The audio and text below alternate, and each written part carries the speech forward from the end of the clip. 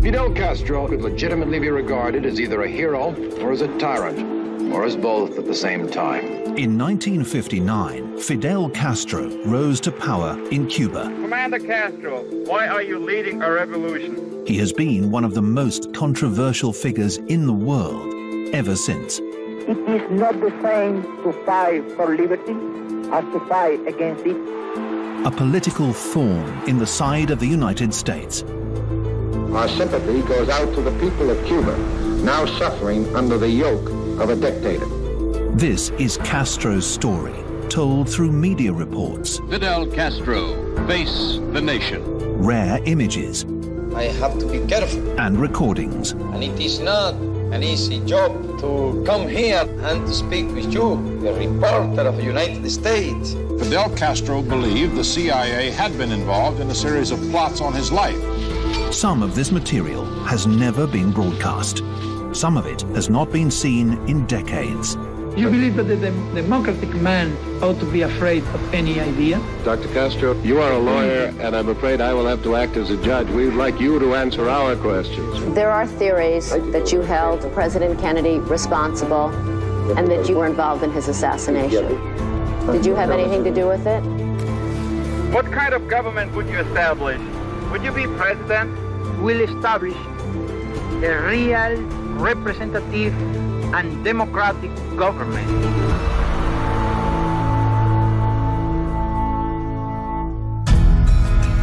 Cuba, the late 1950s. For tourists, Cuba is an exotic land of wonder. Gambling casinos, restaurants, luxury hotels, swimming pools, and miles of pristine beaches.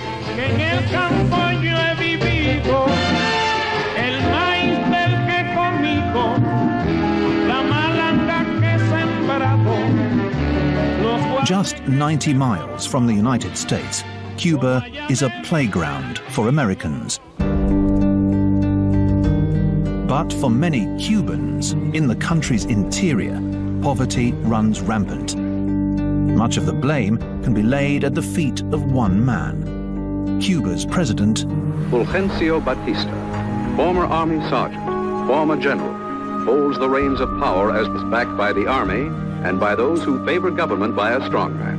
Batista denies he is a dictator and says some of his opponents are pro-communist. But his strong arm methods and the constant threat of inflation have kept political opposition bubbling. It's estimated by his rivals that during Batista's reign, more than 20,000 political dissidents have been killed.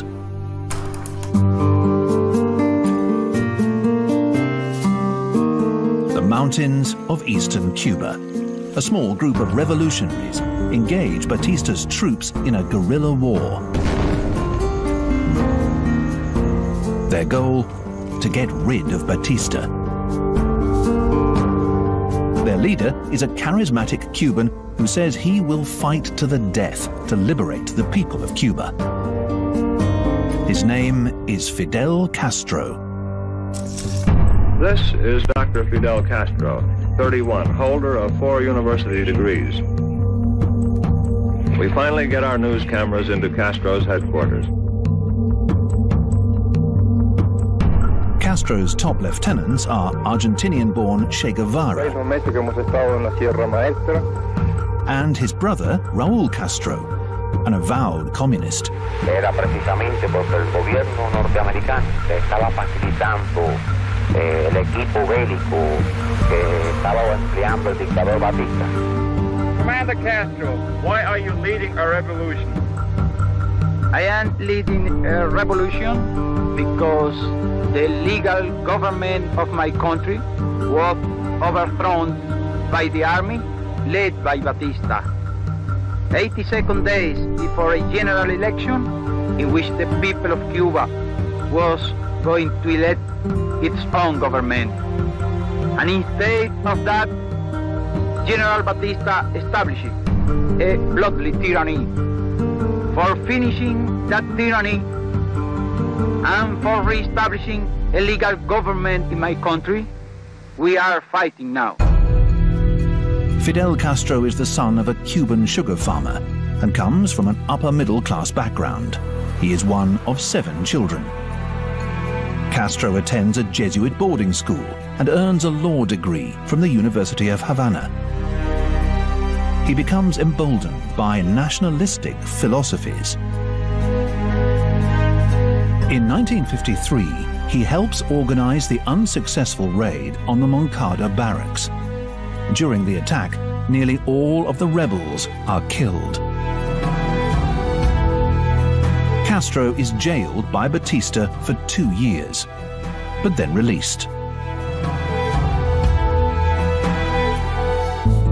What did you seek to accomplish in coming here, and what do you feel that you are accomplishing by being here in these remote mountains? It is not the same to fight for liberty as to fight against it. All the people of the Sierra Maestra are with us. We have struck the start of the revolution. Batista does not want to admit that he is incapable of defeating us. Castro claims his leadership is precise. He stations scouts throughout the mountains. The rebels always know where Batista's soldiers are, and the soldiers have no idea where Castro is hiding. What is your political philosophy? Are you a communist or a Marxist? There is not communism or Marxism in our ideas.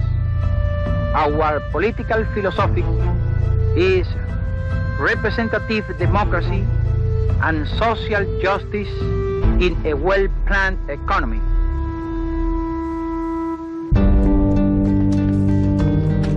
Up until this point, the United States government has supported the Batista regime.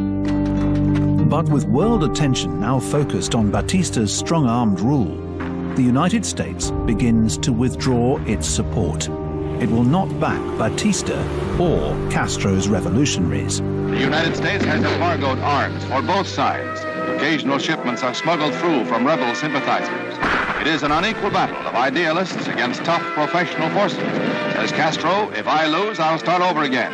If Batista loses, he loses for good. After months of fighting, revolutionary forces wage a battle for 3 days before making a move into Havana. New Year's Eve in Havana. Fighting was reported in Las Villas province between the soldiers of Fulgencio Batista and rebel units.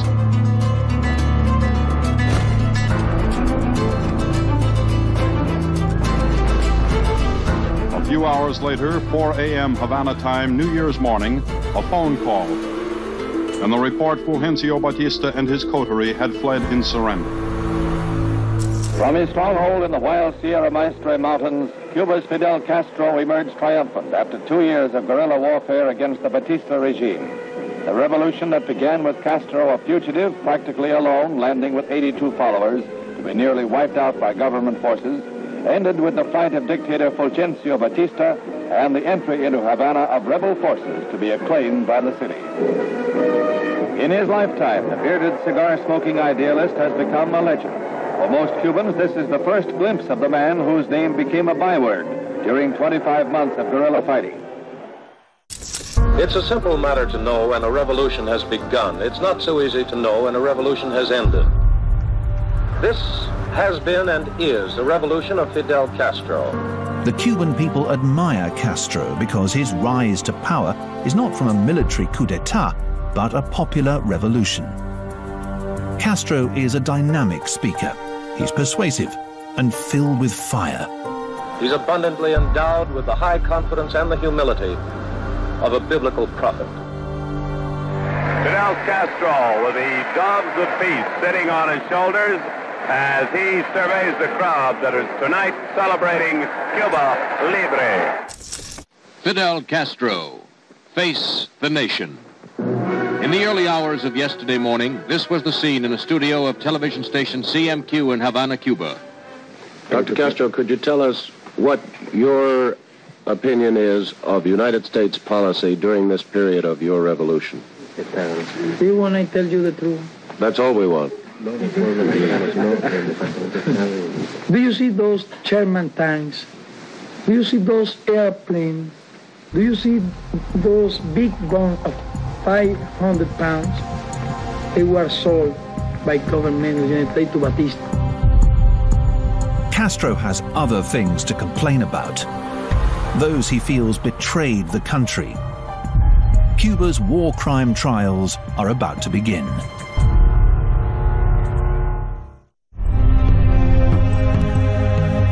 In the months following Fidel Castro's rise to power, hundreds of Batista's loyalists are put on trial, sometimes in Havana's sports palace.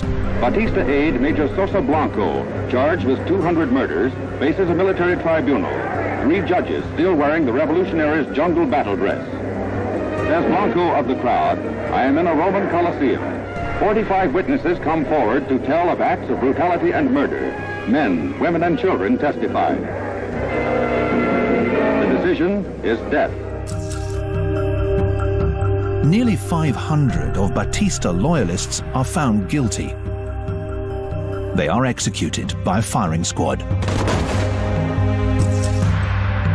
After the first round of executions, nearly 1 million Cubans show up for a speech by Castro, who defends the killings, saying no nations stood up for his country's people during the atrocities committed by Batista. In that palace, there was a miserable traitor, a criminal who killed over 20,000 of our compatriots. Those campaigns were never made against Cuba. Beginning in April 1959, Castro spends several weeks touring countries in South and North America.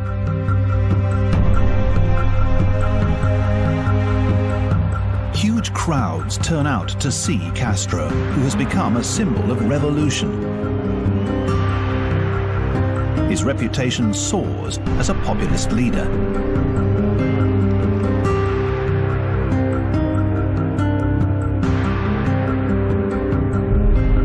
Fidel Castro accepts an invitation from the American Society of Newspaper Editors and visits the United States. A tumultuous welcome for Fidel Castro. A cheering, singing, flag-waving crowd of thousands greets the Cuban revolutionary leader and premier, as on arrival he pushes past police and security guards to return the enthusiastic greeting, despite rumors of assassination plots against him. Despite Castro's popularity with the American public, the government is wary of the Cuban revolutionaries' communist leanings. Outside Penn Station, police break up a demonstration by a few supporters of Cuba's ousted dictator Batista. And Castro, in a record slow time of 24 minutes, crosses the street to his hotel, almost swamped by the excited crowd. It's one of New York's most enthusiastic receptions for a visiting notable in quite a while.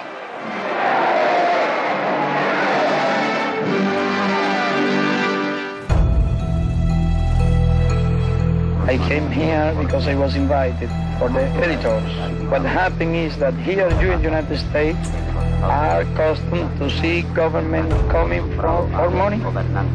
No, I came for good relations, for good understanding, for good economical relations. We are now poor people, but in a rich country. What we want is to work in our rich country. Our guest likes rifles and cigars. As a very young boy, he took up a typical Cuban sport, the breeding of fighting cocks. It is my pleasure to present to you Dr. Fidel Castro. You have said, sir, that dictatorship is impossible if public opinion approves. Did not Hitler, Mussolini, and Perón have public support? We are against all kinds of dictatorship. We are against all kinds of dictator. That is our idea. Mr. Prime Minister, what is your impression of Vice President Nixon? And I got really a good impression of Vice President Nixon. Nixon has a different opinion. While in Washington, US President Dwight D. Eisenhower avoids meeting with Castro. Instead, he sends Vice President Nixon to greet the Cuban leader. Nixon's opinion of Castro? He needs to be watched carefully. won a revolution before, sir, against great odds. Now you're fighting what might be called a social revolution. Will this be more difficult? Well, this is harder than the other, because when we were during the war, it was only a matter of fighting. Now it's a matter of produce and to create and take care with all the matters of the country and all the cities. Within a year of Castro taking power, people begin to flee. Eventually, those wishing to leave could only take with them one suitcase. Before they can leave, they have to surrender homes, cars, and jewelry. Castro allows them to take only a change of clothing as they bid their homeland farewell. Most settle in Miami, Florida, and it's here that a massive Cuban exile community begins to build their hatred for Fidel Castro. Because the Batista government had looted Cuba's treasury, the leaders of the revolution discover they don't have enough money to run their country. Though he initially had said he did not need help from the United States, Castro realizes Cuba cannot survive in its current condition. But the US is reluctant to give Cuba any additional aid. Though the US public has embraced Castro, the United States government doesn't trust him, fearing he is a communist. In 1959, Castro begins seizing farmland in Cuba, much of which is owned by shareholders in the United States. The goal is for all Cuban farmers to share in the profits from the land.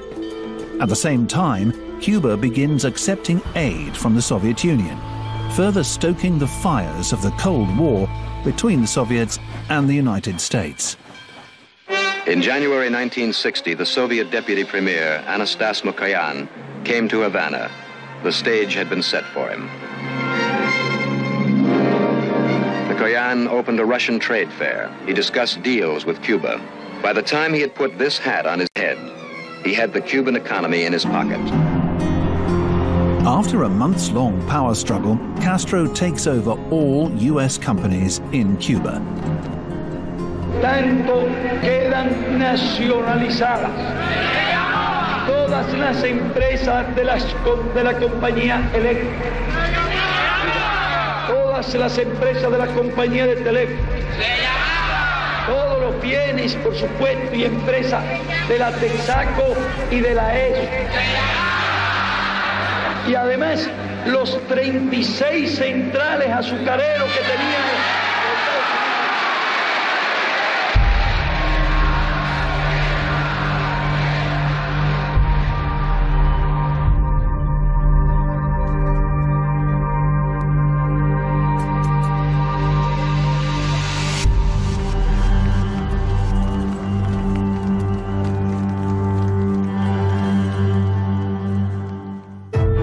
In response, US President Dwight D. Eisenhower slashes sugar imports from Cuba.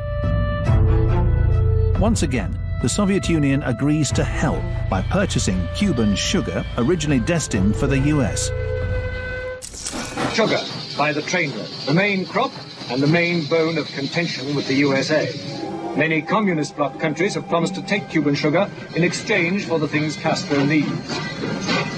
It looked easy, so I thought I'd cut a cane or two for Castro myself.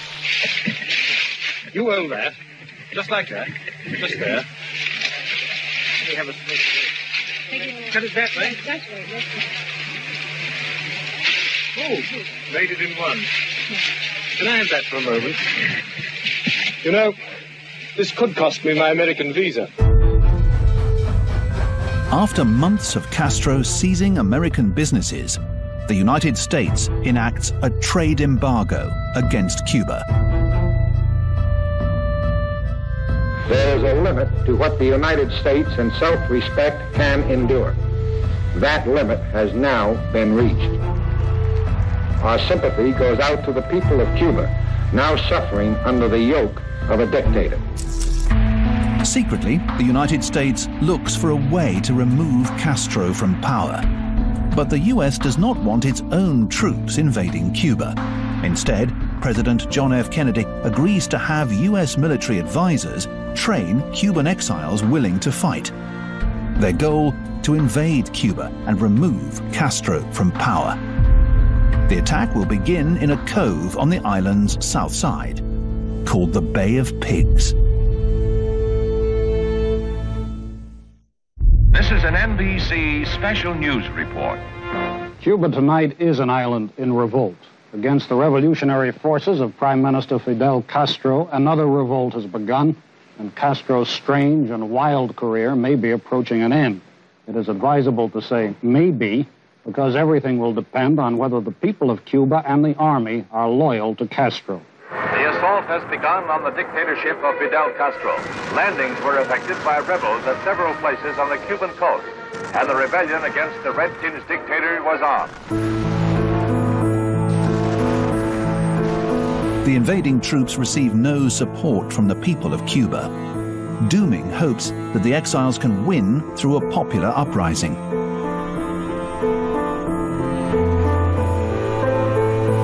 "1,400 Cuban exile soldiers invade the island. Dozens of them are killed, and the rest are taken prisoner." At 3:45 p.m. Wednesday, April 19th, resistance ends. In less than 72 hours, Castro has destroyed the brigade. The American planned, financed, trained, and backed invasion of Cuba is now a total failure. In the spring and summer of 1962, crews from the United States Coast Guard are picking up Cuban refugees on boats. And the refugees are telling a disturbing story. They say that Soviet ships might be delivering huge supplies of weapons to Cuba. And many of those weapons look like rockets. Just a few moments ago, White House Press Secretary Pierre Salinger indicated that Mr. Kennedy's remarks will concern a matter of the highest national urgency. We do know also that the president has been meeting with high officials of the government throughout this day in an atmosphere of near crisis. Okay, now we're ready. Here from his office in the White House, the President of the United States. This government, as promised, has maintained the closest surveillance of the Soviet military buildup on the island of Cuba. Within the past week, unmistakable evidence has established the fact that a series of offensive missile sites is now in preparation on that imprisoned island. The purpose of these bases can be none other than to provide a nuclear strike capability against the Western Hemisphere. I call upon Chairman Khrushchev to halt and eliminate this clandestine, reckless, and provocative threat to world peace. In response, the United States begins a naval blockade of the island. The blockade means the stopping by the United States Navy of all ships bound for Cuba. The Americans are saying that one Russian ship, which is due soon in Cuba, is carrying ballistic missiles, and if it continues on its course, would arrive in Cuba in a week to 10 days. Havana Radio said tonight that Cuba's armed forces have been put on an immediate 24-hour alert following President Kennedy's speech. The purpose of these adventures is undoubtedly only one thing: to increase the area of communist domination in the world. Well, I think the big question in people's minds is what will happen if the Russians do not agree to dismantle the missile sites in Cuba, or the Cubans do not agree. What will happen then? This is his first public reaction to the American arms blockade, and Castro is bitterly angry. He said the United States undertook the blockade because all its other efforts to destroy the Cuban Revolution have failed. Ni bajo ninguna otra podrá venir nadie a inspeccionar nuestro país. Nosotros sabemos lo que hacemos y sabemos cómo debemos defender nuestra integridad y nuestra soberanía.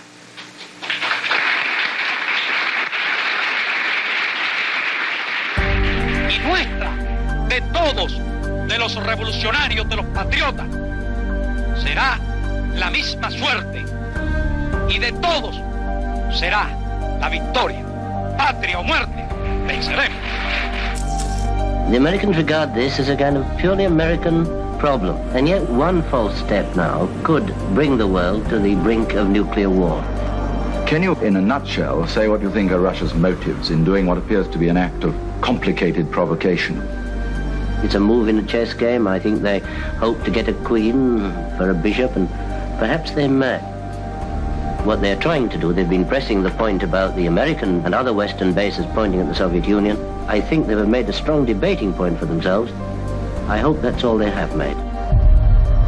Everyone is on edge, especially in the United States. It seems that this battle of wills between the world's two superpowers could lead to a global disaster. I'm speaking at the moment with Mr. Ramon Ruiz, Associate Professor of History and Latin American Specialist at Smith College. Mr. Ruiz, how valid do you believe is the President's action in declaring a blockade against Cuba Monday? I don't believe you can do this kind of thing under international law without really declaring a war against the nation whose ships you're going to blockade. I believe that we might just invade Cuba. I've been told that there are certain groups and certain men in the government who apparently favor that idea. The hopes of mankind are concentrated in this room. The action we take may determine the future of civilization. Panic sets in. Across the United States, the shelves of grocery stores are picked bare. People are preparing for what they believe could be a nuclear holocaust. The turning point in the crisis comes on October the 27th. President Kennedy agrees not to invade Cuba and secretly proposes to pull US missiles out of Turkey if Khrushchev removes his missiles from Cuba. A day later, Khrushchev accepts the offer without consulting Castro. The deadly standoff between the United States and the Soviet Union comes to an end without a shot being fired. We will not, of course, abandon the political, economic, and other efforts of this hemisphere to halt subversion from Cuba, nor our purpose and hope that the Cuban people shall someday be truly free. Though Khrushchev keeps Castro out of the negotiations during the missile crisis, this is only the beginning of a relationship between the Soviet Union and the Cuban leader. One that will continue to keep the Western world on edge. It is a decade and a half since Fidel Castro's forces took power in Cuba. Castro has positioned himself as a world leader and provides a strategic foothold for the Soviets 90 miles from the United States. Albergamos la profunda sospecha de que las plagas que han azotado a nuestro país y especialmente el dengue hemorrágico pueden haber sido introducidas en Cuba, en nuestro país, por la CIA. Cuba is separated from the United States by 90 miles of ocean and 15 years of history. Geographically near, Cuba ideologically forms part of another world.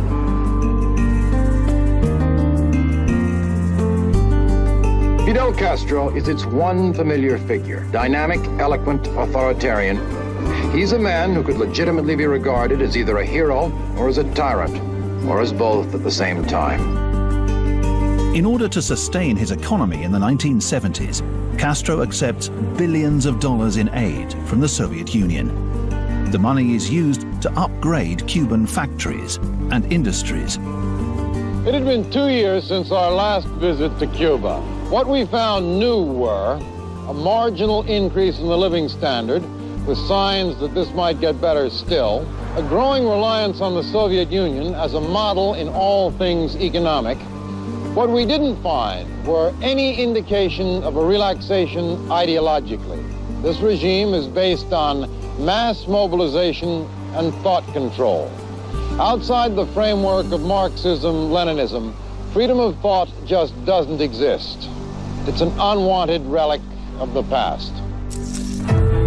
Though Castro is firmly entrenched as Cuba's leader, news of continuing efforts by the United States to do away with him becomes public. Senator George McGovern, who recently visited Cuba, told a news conference today that Fidel Castro believed the CIA had been involved in a series of plots on his life. Over a period of several years in the early 60s, congressional investigators determined there were at least 8 CIA-led attempts to kill Fidel Castro. Cuba's Fidel Castro has often been described as a man too ambitious for too small a country, a revolutionary, not a statesman, a man many Latin American leaders fear. But now some political analysts say an older, more moderate Castro may be trying to change that image. During a flight in 1979, Castro gives an off-the-cuff interview to a group of reporters, showing that his personality, sense of humor, and ability to captivate a crowd has not diminished. Una vez vino un fotógrafo de National Geographic. Entonces yo tomo una foto. Entonces la publicaron. Me pagaron $100 y no pude cobrarlo. Ya me dieron ni un centavo. Me dieron el cheque, pero no se pudo cobrar. Así que Estados Unidos, aparte de todas las otras deudas, me debe $100. Está protegido con su traje. ¿Cuál traje? ¿Cuál suit? Es que todo el mundo dice que usted tiene un chaleco a prueba de bala.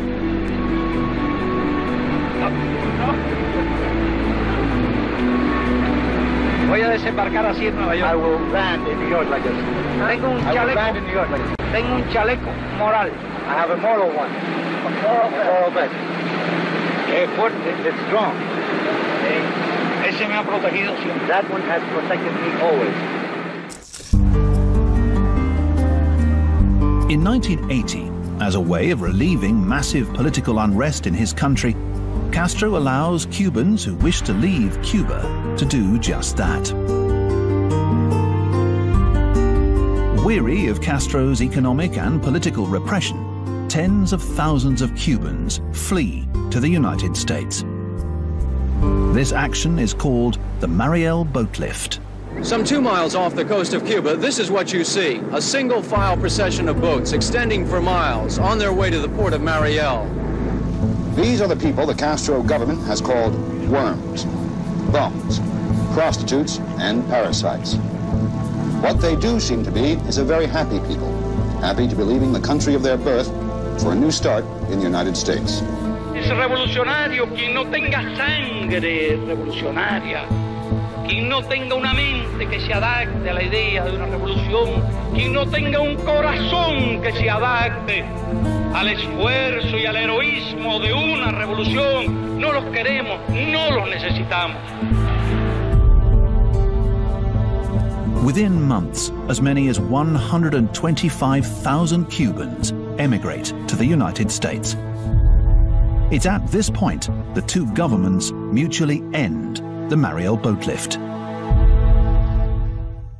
¡Defender nuestra revolución socialista! 1984 marks the 25th anniversary of the Cuban Revolution. While Fidel Castro celebrates with the people of his country, US President Ronald Reagan takes to the airwaves to denounce Castro as a strong-arm thug. The most important question remains: where is Cuba heading? Cuba's economy is incapable of providing you and your families your most elementary needs, despite massive subsidies from abroad. But your leaders tell you, don't complain, don't expect improvement, just be ready for more sacrifice. The economy of Castro's revolution relies heavily on financial support from the Soviet Union. Most in Cuba do not have much, but Castro believes that with faith, he and his people will prevail. Castro never discusses his personal life. He's been married at least twice and has 9 children by 5 different women. Instead, he wants Cuba's focus to be on the revolution, not him. Your system, which you say works very well, it does presuppose that the leadership of the country, you, are always right, that you are infallible. Is that not so? No, it does not presuppose that. You will not see a statue of me anywhere, nor a school with my name, nor a street, nor a little town, nor any type of personality cult. We have always been honest. We have always told them the truth. This people know that from the government, a lie has never been told to them. And I ask you to go to the world, tour the world, and go to the United States and ask if they can say what I can say, that I have never told a lie to the people. But what if they do disagree with the revolution and they're Cuban? Why can't they stay here and voice their opinion? We accept opposition within the revolution, not against the revolution. No one forces them to stay. NBC News journalist Maria Shriver is the niece of former President John F. Kennedy, and she has a special interest in questioning Castro. Back in the early 60s, there were reports of many assassination plots against you. There are theories that you knew about these assassination plots, that you held President Kennedy responsible, and that you in turn were involved in his assassination. Did you have anything to do with it? I can't answer that question. I don't accept that. No, that I cannot accept such a charge. To plan an action against the President of the United States is something irresponsible, mad, because I saw in Kennedy an adversary, an intelligent, a capable one. The day when Kennedy was murdered, I felt something empty. Actually, it hurt me. I must tell you very honestly, because I thought it was an unfair death. December the 26th, 1991. The bottom drops out on Castro's Cuba. The Soviet Union collapses. A majority of the Cuban economy is based on trade or aid from the Soviets. Without that influx of cash, Castro must now lead his people through one of the nation's darkest times, something he calls the special period. Estamos en periodo especial, un periodo difícil, un periodo uno de los más difíciles de nuestra historia. ¿Por qué? Porque no hemos tenido que quedar solos frente al imperio, solitos. ¿Y qué hacía falta para quedarse solo frente al imperio?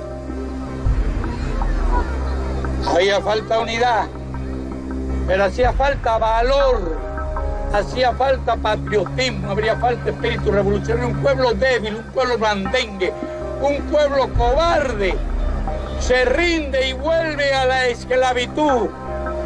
Pero un pueblo digno, un pueblo valiente como nosotros no se rinde y no vuelve jamás a la esclavitud.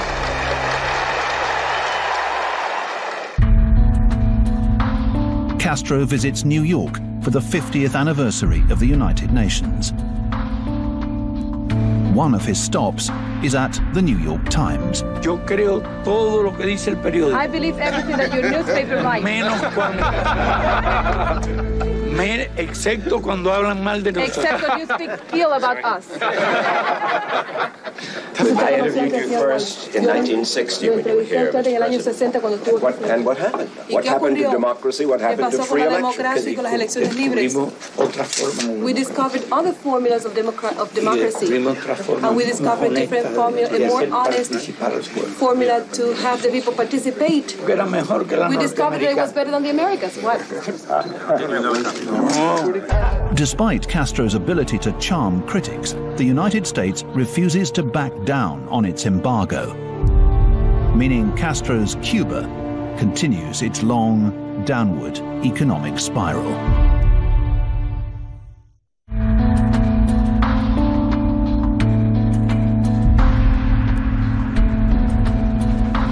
In the years following the collapse of the Soviet Union, the Cuban economy barely survives.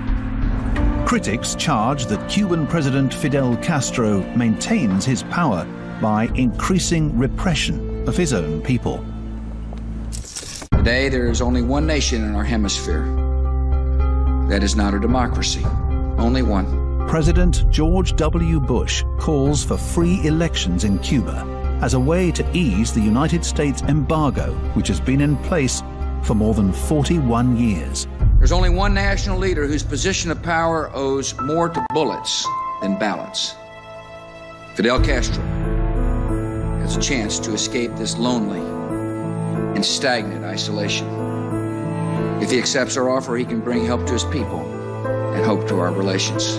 And the choice rests with Mr. Castro. In 2002, Fidel Castro allows NBC journalist Andrea Mitchell to visit Cuba. He takes her on a tour of the country, to schools and hospitals, showing her the best that his country has to offer. Castro's Cuba is a paradox, a country with 97% literacy but virtually no political freedom.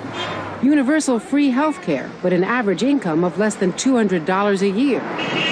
50-year-old cars and rationing of food.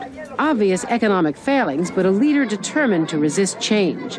How can he be so sure his socialist revolution will outlive him? Castro still refuses to concede that he's on the wrong side of economic history. We have conducted a number of reforms, but we are not headed toward capitalism. In July 2006, Castro undergoes surgery for intestinal bleeding. Cubans are notified of Castro's illness in an announcement made by Castro's secretary, Carlos Valenciago, who reads a letter written by Castro. La operación me obliga a permanecer varias semanas de reposo, alejado de mis responsabilidades y cargos.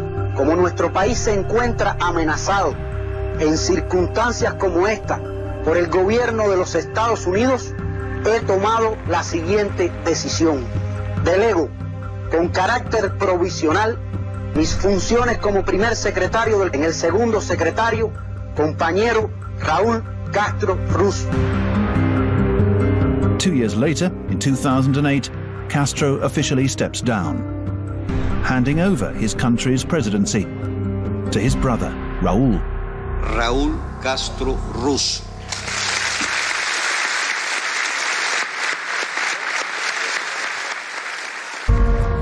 Since handing over power to his brother, Fidel Castro keeps a low profile.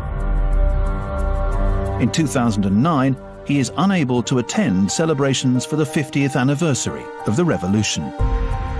Though he's rarely seen in public, Castro's legacy is still very much alive in Cuba.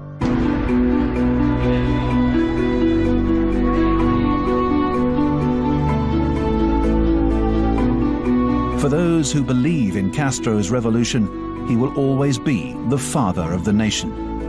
His fight in the Sierra Maestra Mountains is the stuff of Cuban legend. Batista was not the one to admit that he is incapable of defeating us. The charisma and complexity he showed from his earliest days in power never falters. We are against all kind of dictator. That is our idea. His critics say Castro is a monster, a dictator who denies his people basic human rights.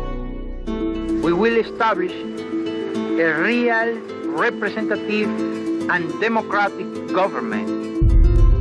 For them, Cuba has a different legacy. No peace until Fidel Castro is gone. Commander, what handled it if you were caught? That is a question of impossible answer for me, because I never would be captured alive. Like Henry Allen, we say, give me liberty or give me death.